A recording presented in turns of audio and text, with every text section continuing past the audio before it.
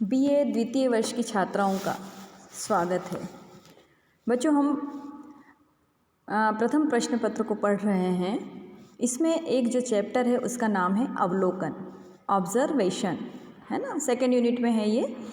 तो अवलोकन जो है, गुणात्मक और गणनात्मक जो तथ्य अवलोकन की विधियां मैं आपको पढ़ा रही हूँ, केस स्टडी व्यक्तिगत अध्ययन में पढ़ा चुकी हूँ आपको, उसी में अवलोकन भी आता है। अवलोकन भी तथ्य संग्रह करने की एक विधि है।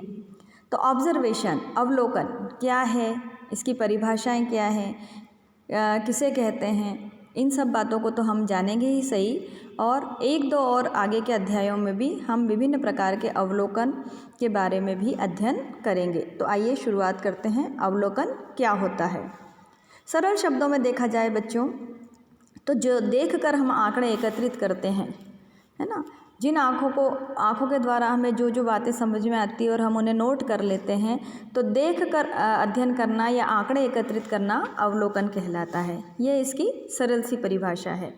समाजशास्त्र में अवलोकन का अर्थ केवल देखना या निरीक्षण करना नहीं है, बल्कि तटस्थ रूप से देखकर आंकड़े एकत्रित करना और उन्हें लेखबद्ध करना भी है। लेखबद्ध करना यानी लिख लेना, है ना।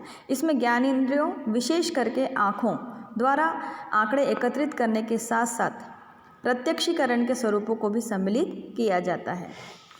चलें कुछ पहले परिभाषाएं देख लें जो हमारे समाजशास्त्र के विद्वानों ने दी है।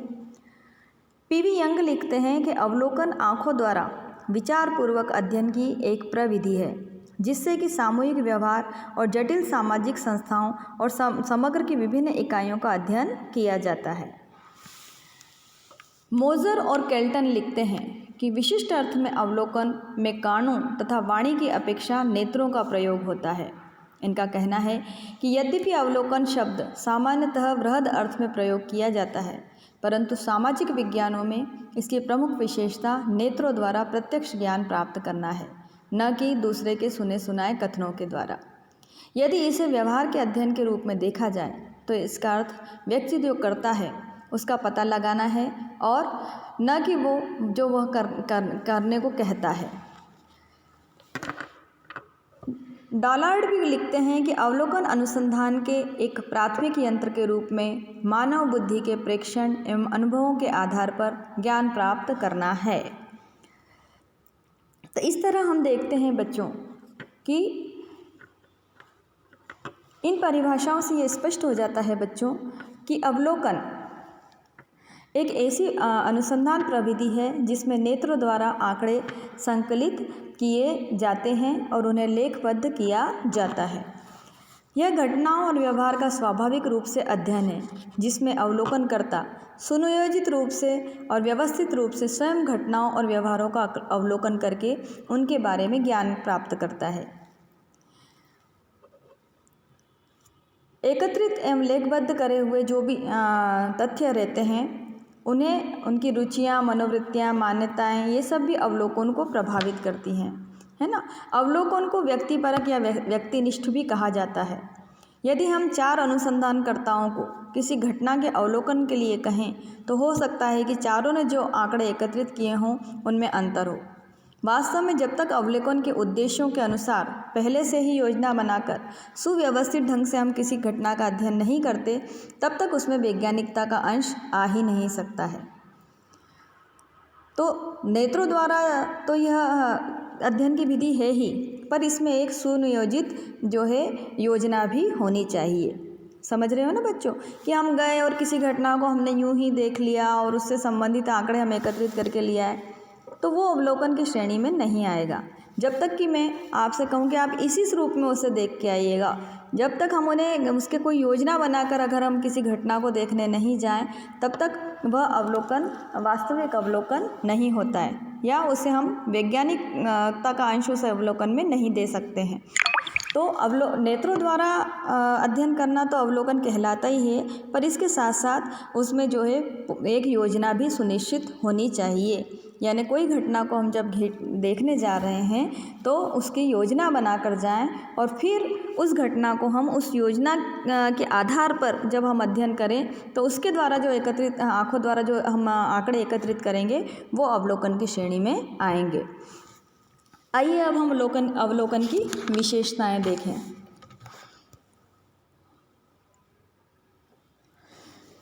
अवलोकन की पहली विशेषता तो यही है बच्चों कि यह मानव ज्ञानेंद्रियों का प्रयोग है।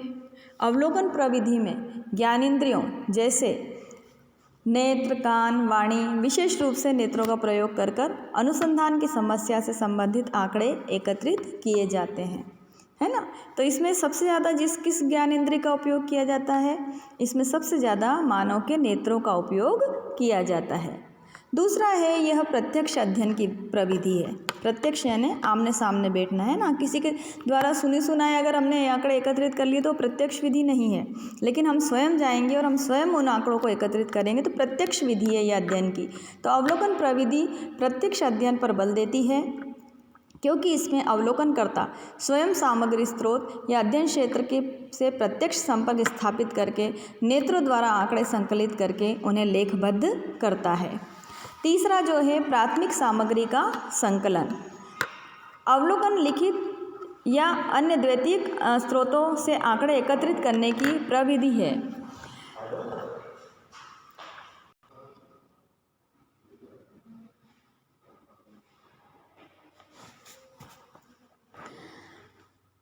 अवलोकन की जो तीसरी विशेषता है वो प्राथमिक सामग्री संकलन है। अवलोकन लिखित या अन्य द्वितीयक स्रोतों से आंकड़े एकत्रित करने की विधि न होकर प्रत्यक्ष रूप से घटनाओं, तथ्यों और व्यवहार के अध्ययन पर बल देती है। प्राथमिक सामग्री एकत्रित करने में यह विधि सहायक होती है, क्योंकि इसमें प्राथमिक आंकड़े नेत्रों की सहायता से संकलित किए जाते हैं, इसलिए यह विधि अत्यंत विश्वसनीय होती है। चौथा है उद्देश्यपूर्ण एवं सूक्ष्म निरीक्षण। यह प्रविधि अनुसंधान के उद्देश्यों के अनुकूल आंकड़े संकलन करने का प्रमुख यंत्र है। उद्देश्यों के अनुकूल होने के कारण अवलोकन प्रविधि द्वारा घटनाओं की प्रकृति, तथ्यों के परस्पर संबंधों एवं व्यवहार का सूक्ष्म अध्ययन इसके द्वारा संभव हो पाता है। सूक्ष्म अध्ययनों के कारण ही यह प्रविधि समाजशास्त्र, मानवशास्त्र और सामाजिक मानवशास्त्र में अत्यधिक प्रयोग में लाई जाने वाली प्रविधि है। वैज्ञानिक प्रविधि तो है ही बच्चों ये। अवलोकन एक वैज्ञानिक प्रविधि है, क्योंकि इसके द्वारा स्वयं निरीक्षण करके घटनाओं का ज्यों का त्यों तटस्थ रूप से निरीक्षण किया जाता है। निरीक्षण ही नहीं अपितु आलेख में भी वैज्ञानिक शुद्धता को सामने रखकर किया जाता है। अतः अन्य प्रविधियों की अपेक्षा इसमें वैज्ञानिक परिशुद्धता अधिक होती है। छठा जो इसकी विशेषता है वो है कार्यकरण संबंध दर्शाना। वैज्ञानिक दृष्टि से अवलोकन द्वारा अनुसंधानकर्ता विभिन्न कारणों या किसी घटना के कारण एवं परिणाम में सहसंबंध का पता लगाने का प्रयास करता है। इसलिए यह प्रविधि जो है किसी घटना के कारण और परिणाम दोनों का ही अध्ययन इस प्रविधि के द्वारा संभव है। और एक और इसकी जो विशेषता है वो है अनुभविक अध्ययन। अवलोकन का प्रयोग केवल अनुभविक अध्ययनों से में ही अधिक संभव है, इसलिए मोजर और केल्टन ने इसे एक ऐसी अनुभविक प्रविधि माना है जिसके द्वारा सामूहिक व्यवहार, समुदाय के संपूर्ण जीवन या इसके किसी एक भाग का अध्ययन प्रत्यक्ष निरीक्षण द्वारा संभव हो पाता है।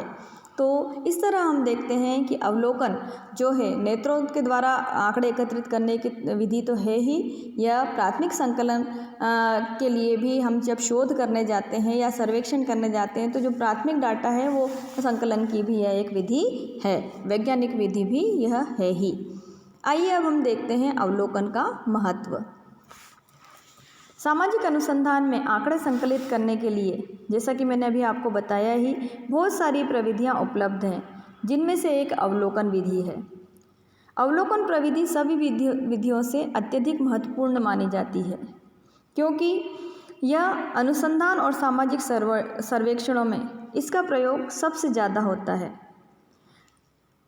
इसका प्रयोग अनुभविक अध्ययनों से में ही संभव है और इसमें सूचनाएं भी प्रत्यक्ष निरीक्षण द्वारा एकत्रित की जाती हैं, इसलिए यह आंकड़ों के संकलन की अधिक विश्वसनीय प्रविधि है।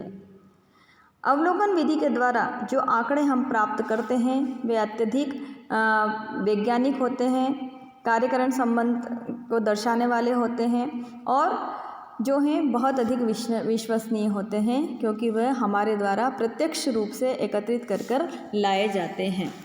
अवलोकन एक पूरक प्रविधि भी है क्योंकि इसका प्रयोग साक्षात्कार और अनुसूची प्रविधियों में भी किया जाता है। अन्य प्रविधियों द्वारा एकत्रित आंकड़ों का परीक्षण अवलोकन द्वारा करके उनकी प्रामाणिकता की जांच की जाती है। अतः यह एक अत्यधिक महत्वपूर्ण प्रविधि है। गुड एवं हार्ट बोलते भी हैं कि विज्ञान अवलोकन से प्रारंभ होता है और अंतिम प्रामाणिकता के लिए अवलोकन की ओर ही लौटता है। फिर से रिपीट करती हूँ बच्चों, विज्ञान अवलोकन से प्रारंभ होता है और अंतिम प्रामाणिकता के लिए वापस अवलोकन की ओर ही लौटता है। इससे भी अवलोकन के महत्व का पता चलता है। सेल्टिस, जहोदा और अन्य विद्वानों का कहना है कि आजकल सामाजिक वैज्ञानिक को एक साक्षी के रूप में अनेक प्रकार की सामग्री प्रत्यक्ष अवलोकन द्वारा प्राप्त करनी पड़ती है। इसलिए अवलोकन सामाजिक अनुसंधान के आंकड़े संकलन करने की एक महत्वपूर्ण प्रविधि है, जो कि वास्तविक व्यवहार अनुभव के आधार पर अध्ययनों और सामाजिक समस्याओं के बारे में प्रत्यक्ष निरीक्षण द्वारा वस्तुनिष्ठ एवं विश्वसनीय सूचनाएं संकलन करने में सहायक होती है। तो बच्चों, अवलोकन की विशेषता और महत्व आपको समझ में आया होगा।